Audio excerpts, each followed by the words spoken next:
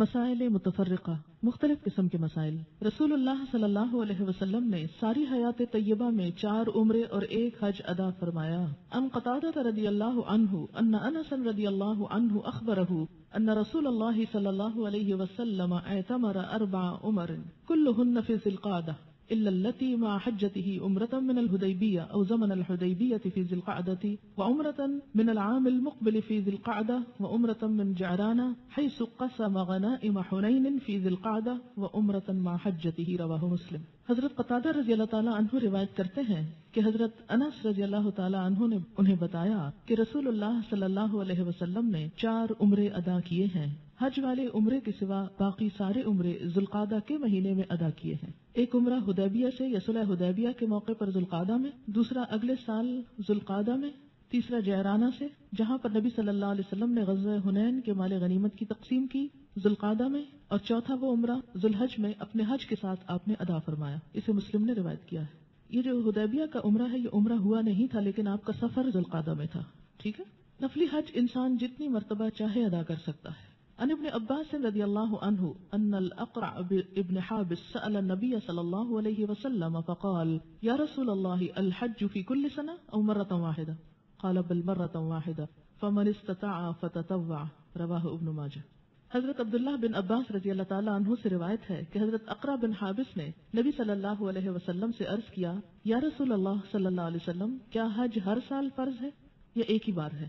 آپ نے فرمایا ایک ہی بار فرض ہے، البتہ جو طاقت رکھے وہ نفل حج ادا کرے۔ اسے ابن ماجہ نے روایت کیا ہے۔ حج اور عمرے کا ثواب خرچ اور تکلیف کے مطابق ملتا ہے۔ ان عائشہ رضی اللہ عنہا فی روایت ان النبی صلی اللہ علیہ وسلم قال لها فی العمرة ولکنها على قدر نفقتك او نصبك رواہ البخاری۔ حضرت عائشہ سے روایت ہے کہ ایک موقع پر نبی صلی اللہ علیہ وسلم نے ان سے عمرے کے ثواب کے بارے میں فرمایا، اس کا ثواب خرچ یا مشقت کے مطابق ملتا ہے۔ عموماً لوگ دنیا کے معاملات میں خرچ کرتے ہوئے سوچتے ہیں کہ بعض اوقات ریاکاری ہوتی ہے تو خوشی سے خرچ کر لیتے ہیں، بعض اوقات کوئی تعریف مقصود ہوتی ہے تو کر لیتے ہیں، یا اپنے اور دنیاوی عیش و عشرت کے لیے، لیکن جو ہی دین کا معاملہ آتا ہے تو جیب سکڑ جاتی ہے، مشکل پیش آتی ہے۔ اسی طرح بسا اوقات جیسے حج یا عمرے کا سفر کیا جاتا ہے تو اس میں بچت کی خاطر بہت دور جگہ لے لی جاتی ہے، اور ہوتا کیا ہے کہ وہ 50-100 ریال تو بچ جائیں گے آپ کے پر نائٹ کمرے کے، مگر آتے آتے کئی دفعہ نماز لیٹ ہو جائے گی، 1 رکعت کے بعد شامل ہوں گے، ہو سکتا نماز گزر جائے، ہو سکتا کوئی اور چیز ہو جائے۔ تو اگر اللہ توفیق دے، ڈیپینڈ کرتا ہے نا، اگر کسی کے پاس توفیق نہیں تو اس کی تو کوئی بات نہیں، وہ تو اللہ جانتا ہے نا اس کی پھر مشقت کا ثواب ہو جائے گا، دور رہے گا، چل کے آئے گا، زیادہ ثواب پائے گا۔ لیکن جس کو اللہ توفیق دے اور اس کو میسر ہو قریب رہنا اور زیادہ سے زیادہ طواف کرنا، رات کو جاگ کر عبادت کرنا، تو وہ وہاں پر پہنچ کے اللہ کے گھر میں اس بارے میں یعنی بخل سے کام نہ لے۔ اس راستے میں جو بھی روپیہ خرچ ہوگا تھوڑا یا زیادہ وہ سب فی سبیل اللہ ہوتا ہے، اس لیے آپ یوں سمجھے کہ وہ ایک طرح سے صدقہ ہی صدقہ ہے۔ اور دوسری بات یہ ہے کہ اگر رش کی وجہ سے کہیں دور جگہ ملی ہے تو انسان غصے میں بیٹھ جائے کہ اب اتنی دور سے کون دوپہر کے وقت نماز پڑھنے جائے اور ہم ہر وقت نہیں جا سکتے، یا یہ کہ ٹرانسپورٹ یوز کرنی پڑے یا کچھ اور، تو اس میں یہ سوچے کہ اس ساری مشقت اور قدم قدم کا اجر اور ثواب ہے۔ تو دونوں ہی چیزیں ثواب کا سبب ہیں، مال خرچ کرنا بھی اور مشقت کرنا بھی۔ کوئی ایک چیز کر سکتا ہے، کوئی دوسری، کوئی دونوں، جیسے جس کو جو توفیق ہو۔ یعنی اگر آپ قریب رہتے ہیں اور آنے کی مشقت سے بچ گئے ہیں تو پھر ان قدموں کو خانہ کعبہ کے ارد گرد طواف میں ڈال لیجیے، وہاں مشقت بڑھا لیجیے۔ ہر نماز کے بعد انسان کوشش کرے کہ طواف کرتا رہے۔ حج یا عمرے میں زیادہ اجر و ثواب حاصل کرنے کی نیت سے اپنے آپ کو جان بوجھ کر مشقت میں ڈالنا جائز نہیں کہ اب قریب رہ سکتے تو جان بوجھ کے دور چلے جائیں۔ ان انس رضی اللہ عنہ قال مر النبي صلی اللہ علیہ وسلم بشیخ کبیر یتہادى بین ابنیہ فقال ما بال هذا قالوا یا رسول اللہ نظر ان یمشی قال ان اللہ عز وجل لغنی ان تعدی بهذا نفسه قال فامره ان يركب رواه الترمذی۔ حضرت انس رضی اللہ تعالیٰ عنہ سے روایت ہے کہ رسول اکرم صلی اللہ علیہ وسلم کا گزر ایک ایسے بوڑھے شخص پر ہوا جو اپنے 2 بیٹوں کے سہارے چل رہا تھا۔ آپ نے دریافت فرمایا کیا حال ہے اس کا؟ لوگوں نے عرض کیا یا رسول اللہ صلی اللہ علیہ وسلم اس نے بیت اللہ شریف تک پیدل چل کر پہنچنے کی منت مانی ہے۔ تو آپ نے فرمایا اللہ تعالیٰ اس بات سے بے نیاز ہے کہ یہ شخص اپنے آپ کو عذاب میں مبتلا کرے، یعنی جان بوجھ کے مصیبت میں نہ ڈالے خود کو کہ پیدل چل چل کے آئے، اگر سواری میسر ہے یا کوئی لفٹ میسر ہے تو کہیں سیڑھی سے اتروں گا۔ تو یہ وہاں پر ساری انرجی بچائے کس کے لیے؟ عبادت میں یکسوئی کے لیے۔ میں نے بعضوں کا دیکھا ہے کہ لوگ بعض چیزوں میں اتنا تھک جاتے ہیں کہ وہ نماز کے وقت سو رہے ہوتے ہیں، تو پوری توجہ کس بات پہ ہونی چاہیے کہ ہر چیز کٹ ڈاؤن کر کے جو اصل عبادت کا وقت ہے اس میں کوئی بھی خرابی نہ ہو. انسان نہائے دھوئے صاف ستھرے کہ اس کے جسم سے کوئی ایسی اسمیل نہ آئے, کسی کو اذیت نہ پہنچے, اور مناسب جگہ پر جا کر وقت پر جا کر بیٹھے, کیونکہ وہاں پر ایسا ہوتا ہے کہ اگر آپ وقت پر نہ نکلے تو آپ کو پراپر جگہ نہیں ملتی. اگر آپ بعد میں آئے تو ہجوم میں کوئی ادھر سے دھکا پڑ رہا, کوئی ادھر سے, بعض لوگ رستے میں کھڑے ہو جاتے ہیں, بعضوں کا جوتوں کے پاس جگہ ملتی ہے, تو اس سے عبادت کی کنسنٹریشن ختم ہو جاتی. جب ہم گئے ہی اس کام سے ہیں تو اسی کو اپنی پرائرٹی رکھیں, نہ کہ بازاروں میں گھومنے پھرنے کو. اس کے لیے الگ کوئی وقت مقرر کر لیں جب ان سارے کاموں سے فارغ ہو جائیں, یا جس میں نماز کا وقت کافی فاصلہ ہو. یہ نہ ہو کہ بازار گھومتے گھومتے نماز نکل جائے, لاکھ نمازوں کا ثواب رہ جائے اور دنیا کی ٹھیکریاں انسان سمیٹتا پھرے. حتیم کعبہ شریف کا غیر مسقف حصہ میں نماز ادا کرنا مستحب ہے. عن عائشہ رضی اللہ عنہا قالت كنت احب ان ادخل البيت فاصلي فيه فاخذ رسول الله صلی اللہ علیہ وسلم بيدي فادخلني الحجرة فقال اذا اردت دخول البيت فصليها هنا فانما هو قطعة من البيت ولكن قوم اقتصروا حيث بنوا. رواه النسائی. حضرت عائشہ رضی اللہ تعالی عنہ فرماتی ہیں کہ میں کعبہ شریف میں داخل ہو کر نماز پڑھنا چاہتی تھی. رسول اللہ صلی اللہ علیہ وسلم میرا ہاتھ پکڑ کر مجھے حتیم میں لے گئے اور فرمایا جب تم بیت اللہ شریف کے اندر نماز پڑھنا چاہو تو یہاں حتیم میں کھڑے ہو کر نماز پڑھ لو, یہ بھی بیت اللہ شریف کا حصہ ہے. تیری قوم نے بیت اللہ شریف کی تعمیر کے وقت حلال کمائی میسر نہ ہونے کی وجہ سے اسے تھوڑا سا تعمیر کر دیا تھا, یعنی آدھی دیواریں اٹھائیں اور چھوڑ دیا. اور یہ اصل میں تو اللہ کی حکمت تھی کہ سب لوگوں کے لیے اندر جانا ممکن ہی نہیں, تو کم از کم ساری مخلوق وہاں تک تو جا سکتی. خواتین کے لیے بھی کچھ اوقات میں وہاں نماز پڑھنا جائز ہوتی ہے, نمازوں کے بالکل قریب اوقات میں وہاں نہیں جانے دیتے, لیکن کچھ اوقات ایسے ہوتے ہیں کہ وہاں انسان نماز پڑھ سکتا ہے, تو اس کی بھی کوشش ضرور کرنی چاہیے کہ اس حصے میں نماز ادا کرے. لیکن پھر وہی یاد رکھیں کہ لوگوں کے آگے سے گزرنا, دھکم پیل کرنا اور اذیت دے کر دوسروں کو یہ کام کرنا یہ درست نہیں. بیت اللہ شریف کے اندر جانے کی سعادت نصیب ہو تو بیت اللہ شریف کے دروازے کے مقابل کی دیوار کی طرف منہ کر کے ستونوں کے درمیان کھڑے ہو کر 2 رکعت نماز ادا کرنا چاہیے. یہ طریقہ بھی معلوم ہونا چاہیے. یہ سنت کے مطابق ہے. کیسے؟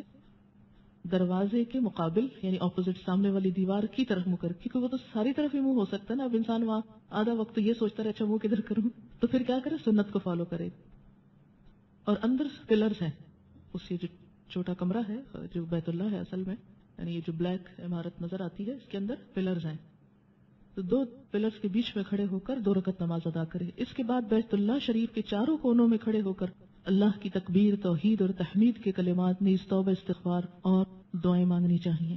ان ابن عمر رضی اللہ عنہما قال دخل رسول اللہ صلی اللہ علیہ وسلم الکعبۃ ودنا خروجه ووجدت شيئا فذهبت وجئت سريعا فوجدت رسول الله صلى الله عليه وسلم خارجا فسألت بلالا أصلى رسول الله صلى الله عليه وسلم في الكعبة قال نعم ركعتين بين الساريتين. رواه النسائی.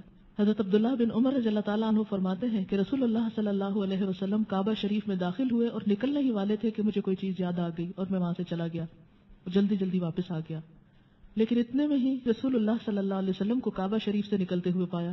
میں نے حضرت بلال سے دریافت کیا کیا رسول اللہ صلی اللہ علیہ وسلم نے کعبہ شریف میں نماز پڑھی ہے؟ حضرت بلال رضی اللہ تعالیٰ عنہ نے جواب دیا ہاں, 2 ستونوں کے درمیان 2 رکعت نماز ادا فرمائی ہے. اسے مجھے باتوں کا کیوں لگتا ہے حضرت عبداللہ بن عمر کے ترجمے سے جیسے کوئی جرنلسٹ کسی لیڈر کے پیچھے لگا ہوا ہوتا ہے نا, ایک ایک گوشہ, ایک ایک پہلو, یہاں کیا کیا, وہاں کیا کیا, کدھر منہ کیا, کس جگہ پڑی, کیونکہ ان کے دل میں اس بات کی بہت محبت تھی کہ میں ہر کام آپ کے طریقے کے مطابق کروں. اور ان کے اس سوال نے ہم سب کے لیے ایک علم کا دروازہ کھول دیا. ان اسامہ بن زید رضی اللہ عنہ انه دخل مع رسول الله صلی اللہ علیہ وسلم فذكر الحديث وقال ثم انصرف الى اركان البيت يستقبل كل ركن منها بالتكبير والتهليل والتحميد وسأل الله واستغفره. رواه ابن خزیمہ. حضرت اسامہ بن زید رضی اللہ تعالی عنہ سے روایت ہے کہ وہ رسول اللہ صلی اللہ علیہ وسلم کے ساتھ کعبہ شریف میں داخل ہوئے, پھر حدیث بیان کی اور کہا کہ نماز کے بعد نبی اکرم صلی اللہ علیہ وسلم کعبہ شریف کے کونوں کی طرف متوجہ ہوئے اور ہر کونے کے سامنے کھڑے ہو کر تکبیر, توحید اور تحمید کے کلمات ارشاد فرمائے, اللہ سے دعا اور استغفار کی. اسے ابن خزیمہ نے روایت کیا ہے. ان عبداللہ ابن عمرو رضی اللہ عنہ قال قال رسول اللہ صلی اللہ علیہ وسلم الرکن والمقام یاقوتتان من یاقوت الجنة طمس اللہ نورہما ولولا ذلك لأضاءتا ما بین المشرق والمغرب. رواہ ابن خزیمہ. حضرت عبداللہ بن عمر رضی اللہ تعالیٰ عنہ کہتے ہیں کہ رسول اللہ صلی اللہ علیہ وسلم نے فرمایا حجر اسود اور مقام ابراہیم جنت کے قیمتی پتھروں میں سے 2 پتھر ہیں، اللہ تعالیٰ نے دونوں پتھروں کی روشنی ختم کر دی ہے، اگر اللہ تعالیٰ ایسا نہ کرتا تو یہ دونوں پتھر مشرق اور مغرب کے درمیان ہر چیز کو روشن کر دیتے۔ حجر اسود جنت سے اتارا گیا پتھر ہے جو دودھ کی طرح سفید تھا لیکن لوگوں کے گناہوں کی وجہ سے سیاہ ہو گیا۔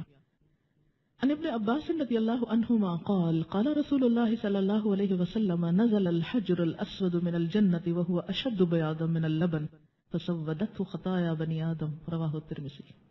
حضرت عبداللہ بن عباس رضی اللہ تعالی عنہ کہتے ہیں رسول اللہ صلی اللہ علیہ وسلم نے فرمایا حجر اسود جنت سے اترا ہوا پتھر ہے جو کہ دودھ سے زیادہ سفید تھا لیکن لوگوں کے گناہوں نے اسے سیاہ کر دیا ہے۔ حجر اسود کو چومنا اور بیت اللہ شریف کا طواف کرنا شرک نہیں بلکہ حضور صلی اللہ علیہ وسلم کی اتباع اور پیروی کرنا ہے۔ عن زید بن اسلم عن ابیہ ان عمر بن الخطاب رضی اللہ عنہ قال للرکن اما واللہ انی لعالم انک حجر لا تضر ولا تنفع ولولا انی رأیت النبی صلی اللہ علیہ وسلم استلمک واستلمتک فاستلمه ثم قال فما لنا وللرمل انما كنا رأينا المشركين وقد اهلكهم الله ثم قال شيء صنعه النبي صلى الله عليه وسلم فلا نحب ان نتركه رواه البخاری۔ حضرت زید رضی اللہ تعالی عنہ اپنے باپ حضرت اسلم سے روایت کرتے ہیں حضرت عمر بن خطاب نے حجر اسود کو مخاطب کر کے فرمایا اللہ کی قسم میں خوب جانتا ہوں کہ تو ایک پتھر ہے، نہ نقصان پہنچا سکتا ہے نہ نفع دے سکتا ہے، اگر میں نے رسول اللہ صلی اللہ علیہ وسلم کو چومتے نہ دیکھا ہوتا تو تجھے کبھی نہ چومتا۔ یہ کہہ کر حجر اسود کا استلام کیا، پھر فرمانے لگے اب ہمیں طواف کے پہلے 3 چکروں میں رمل کرنے کی کیا ضرورت ہے، رمل تو مشرکوں کو دکھانے کے لیے کیا گیا تھا اور اب اللہ نے انہیں تباہ کر دیا ہے۔ پھر خود ہی فرمایا کوئی چیز جسے رسول اللہ صلی اللہ علیہ وسلم نے کیا ہو اسے چھوڑنا ہمیں پسند نہیں، اسے بخاری نے روایت کیا۔ حج یا عمرے کے بعد مکہ مکرمہ سے آب زمزم کا تحفہ ساتھ لے جانا مستحب ہے۔ عن عائشة رضی اللہ عنہا انہا كانت تحمل من ماء زمزم وتخبر ان رسول اللہ صلی اللہ علیہ وسلم كان يحمل، رواہ الترمذی۔ حضرت عائشہ رضی اللہ تعالی عنہا زمزم کا پانی مکہ سے مدینہ لے جایا کرتی تھیں اور فرماتی رسول اللہ صلی اللہ علیہ وسلم بھی لے جایا کرتے تھے۔ دوران حج تجارت یا مزدوری کرنا جائز ہے۔ عن ابی امامۃ التیمی رضی اللہ عنہ قال كنت رجلا اکری فی هذا الوجه وكان ناس يقولون لي انه ليس لك حج فلقيت ابن عمر فقلت يا ابا عبد الرحمن اني رجل كري في هذا الوجه وان ناسا يقولون لي انه ليس لك حج فقال ابن عمر اليس تحرم وتلبي وتطوف بالبيت وتفيد من عرفات وترمي الجمار قال قلت بلى قال فإن لك حجا جاء رجل إلى النبي صلى الله عليه وسلم فسأله عن مثل ما سألتني عنه فسكت عنه رسول الله صلى الله عليه وسلم فلم يجبه حتى نزلت هذه الآية ليس عليكم جناح أن تبتغوا فضلا من ربكم فأرسل إليه رسول الله صلى الله عليه وسلم وقرأ عليه هذه الآية وقال لك حج، رواه ابو داود۔ حضرت ابو امامہ تیمی رضی اللہ تعالی عنہ کہتے ہیں میں موسم حج میں حجاج کی بار برداری کا کام کرتا تھا، یعنی ان کا سامان اٹھا کے اوپر رکھنا اتارنا، جیسے کلی ہوتے ہیں مثلا۔ کچھ لوگ کہتے تھے تمہارا حج نہیں ہوا کیونکہ تم کام کر رہے ہو، مزدوری کر رہے ہو۔ چنانچہ میں حضرت عبداللہ بن عمر سے ملا اور عرض کیا اے ابو عبد الرحمن میں حجاج کی بار برداری کا کام کرتا ہوں اور کچھ لوگ کہتے ہیں تمہارا حج نہیں۔ حضرت عبداللہ بن عمر نے فرمایا کیا تم نے احرام نہیں باندھا، کیا تم نے تلبیہ نہیں کہا، کیا تم نے بیت اللہ شریف کا طواف نہیں کیا، کیا تم عرفات سے ہو کر نہیں آئے، کیا تم نے رمی جمار نہیں کیا؟ میں نے عرض کیا کیوں نہیں، سب کچھ کیا ہے۔ حضرت عبداللہ بن عمر نے فرمایا تو پھر تمہارا حج ہو گیا۔ سنو، ایک آدمی نبی اکرم صلی اللہ علیہ وسلم کی خدمت میں حاضر ہو کر پوچھنے لگا جو تم نے مجھ سے پوچھا ہے۔ اس پر رسول اللہ صلی اللہ علیہ وسلم خاموش رہے، اپنی طرف سے جواب نہیں دیا، حتیٰ کہ یہ آیت نازل ہوئی۔ کون سی آیت؟ لیس علیکم جناح ان تبتغوا فضلا من ربکم، سورۃ بقرہ 198۔ اس بات میں کوئی گناہ نہیں کہ حج کے دنوں میں تم تجارت کر کے اللہ سے روزی طلب کرو۔ تب رسول اللہ صلی اللہ علیہ وسلم نے اس آدمی کی طرف پیغام بھیجا، اس کے سامنے یہ آیت پڑھی اور فرمایا تیرا حج ہو گیا۔ اسے ابو داؤد نے روایت کیا ہے۔ قبولیت حج کے لیے رزق حلال شرط ہے۔ عن ابی ہریرہ رضی اللہ عنہ قال قال رسول اللہ صلی اللہ علیہ وسلم اذا خرج الرجل حاجا بنفقة طیبة ووضع رجله في الغرز فنادى لبيك اللهم لبيك ناداه مناد من السماء لبيك وسعديك زادك حلال وراحلتك حلال وحجك مبرور غير معذور وإذا خرج الرجل بالنفقة الخبيثة فوضع رجله في الغرز فنادى لبيك اللهم لبيك ناداه مناد من السماء لا لبيك ولا سعديك زادك حرام ونفقتك حرام وحجك مأزور وغیر مأجور رواہ الطبرانی۔ حضرت ابو ہریرہ کہتے ہیں کہ رسول اللہ صلی اللہ علیہ وسلم نے فرمایا، جب آدمی حج کے لیے رزق حلال لے کر نکلتا ہے اور رکاب میں اپنا پاؤں رکھتا ہے، رکاب کیا ہوتا ہے؟ پہلے زمانے میں جیسے اونٹنی پہ بیٹھتے تھے یا گھوڑے پہ یا ایسی سواری پہ، تو اس پہ سواری کے لیے جب پاؤں رکھ کے اوپر چڑھنے لگتا ہے، جیسے گاڑی میں بیٹھے یا جہاز میں بیٹھے، جہاز کی سیڑھی پہ قدم رکھے اور لبیک اللہم لبیک پکارتا ہے، تو آسمان سے ایک منادی ندا کرتا ہے، تیری لبیک قبول ہو اور رحمت الہی تجھ پر نازل ہو، تیرا سفر خرچ حلال، تیری سواری حلال، تیرا حج مقبول، گناہوں سے پاک ہے۔ اور جب آدمی حرام کمائی کے ساتھ حج کے لیے نکلتا ہے اور رکاب میں پاؤں رکھتا ہے اور لبیک اللہم لبیک پکارتا ہے، تو آسمان سے ندا کرنے والا ندا کرتا ہے، تیری لبیک قبول نہیں، نہ تجھ پر رحمت ہو، تیرا سفر خرچ حرام، تیری کمائی حرام، تیرا حج گناہوں سے آلودہ اور بے اجر ہے۔ اسے طبرانی نے روایت کیا ہے۔ سفر حج پر نکلنے سے پہلے گھر میں 2 رکعت نفل ادا کرنا صحیح حدیث سے ثابت نہیں۔ سفر حج پر روانگی سے قبل بزرگوں اور ولیوں سے اجازت لینا سنت سے ثابت نہیں۔ یہ تو ایک فرض ہے، یہ ایسے ہی جیسے نماز پڑھتے وقت آپ کسی سے اجازت لیں کہ ہم جائیں انہیں نماز پڑھ لیں۔ سفر حج پر روانگی سے قبل بزرگوں اور ولیوں کی قبروں کی زیارت کرنا سنت سے ثابت نہیں۔ گھر سے نکلتے ہوئے درج ذیل دعائیں مانگنا مسنون ہے۔ عن انس بن مالک رضی اللہ عنہ ان النبی صلی اللہ علیہ وسلم قال اذا خرج الرجل من بیته فقال بسم اللہ توکلت علی اللہ لا حول ولا قوة الا بالله قال يقال حينئذ هديت وكفيت ووقيت فتنحى له الشياطين فيقول شيطان آخر كيف لك برجل قد هدي وكفي ووقي رواہ ابو داود۔ حضرت انس رضی اللہ تعالی عنہ کہتے ہیں کہ رسول اللہ صلی اللہ علیہ وسلم نے فرمایا، جب آدمی اپنے گھر سے نکلے اور یہ دعا مانگے، اللہ کے نام سے نکلتا ہوں، اللہ پر بھروسہ کرتا ہوں، نقصان سے بچنے کی طاقت اور فائدے کے حصول کی قوت اللہ کی توفیق کے بغیر کسی میں نہیں، اس وقت اس کے حق میں یہ بات کہی جاتی ہے، سارے کاموں میں تیری رہنمائی کی گئی، تو کفایت کیا گیا اور ہر طرح کی برائی اور خسارے سے بچا لیا گیا۔ پس شیطان اس سے الگ ہو جاتا ہے اور دوسرا شیطان اس سے کہتا ہے، تم اس شخص پر کیسے قابو پا سکتے ہو جس کی رہنمائی کی گئی، کفایت کیا گیا اور محفوظ کیا گیا۔ یہ دعا میں نے آپ کو جب شیطان کے بارے میں بتایا تھا یہ سکھائی تھی اس وقت بھی، لیکن روزانہ اپنے گھر سے نکلتے وقت یہ دعا ضرور پڑھا کریں۔ ایک دفعہ میں آپ کو کہلوا بھی دیتی ہوں، بسم اللہ توکلت علی اللہ لا حول ولا قوة الا باللہ۔ بس اتنی سی چھوٹا سا جملہ ہے لیکن انسان محفوظ ہو جاتا ہے۔ سواری پر سوار ہونے کے بعد آغاز سفر میں اور سفر سے واپسی پر درج ذیل دعا مانگنا مسنون ہے۔ عن ابن عمر رضی اللہ عنہ ان رسول اللہ صلی اللہ علیہ وسلم كان اذا استوى على بعيره خارجا الى سفر كبر 3 ثم قال سبحان الذي سخر لنا هذا وما كنا له مقرنين وإنا إلى ربنا لمنقلبون اللهم إنا نسألك في سفرنا هذا البر والتقوى ومن العمل ما ترضى اللهم هون علينا سفرنا هذا واطو عنا بعده اللهم أنت الصاحب في السفر والخليفة في الأهل اللهم إني أعوذ بك من وعثاء السفر وكآبة المنظر وسوء المنقلب في المال والأهل وإذا رجع قالهن وزاد فيهن آئبون تائبون عابدون لربنا حامدون رواہ مسلم۔ حضرت عبداللہ بن عمر رضی اللہ تعالی عنہ سے روایت ہے کہ رسول اللہ صلی اللہ علیہ وسلم جب اپنے اونٹ پر سوار ہو جاتے سفر پر نکلنے کی حالت میں تو 3 مرتبہ اللہ اکبر اللہ اکبر اللہ اکبر کہہ کر یہ دعا پڑھتے، پاک ہے وہ ذات جس نے ہمارے لیے اس سواری کو مسخر کیا، ہم اسے مسخر کرنے کی طاقت نہیں رکھتے تھے اور ہمیں اپنے رب ہی کی طرف پلٹنا ہے۔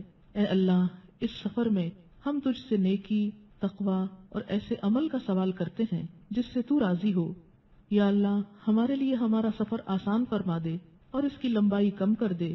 یا اللہ، سفر میں تو ہی ہمارا محافظ ہے اور اہل و عیال کی خبرگیری کرنے والا ہے۔ یا اللہ، میں سفر کی مشقت، برے منظر اور اہل و عیال میں بری حالت کے ساتھ واپس آنے سے تیری پناہ مانگتا ہوں۔ جب رسول اللہ صلی اللہ علیہ وسلم سفر سے واپس تشریف لاتے تب بھی یہی دعا پڑھتے اور ساتھ ان الفاظ کا اضافہ فرماتے، आयबूना ताइबूना आबिदूना लिरब्बिना हामिदून, हम वापस आने वाले, तौबा करने वाले, इबादत करने वाले और अपने रब की तारीफ करने वाले हैं। इसे मुस्लिम ने रिवायत किया है। ये दुआ मैं आपको कल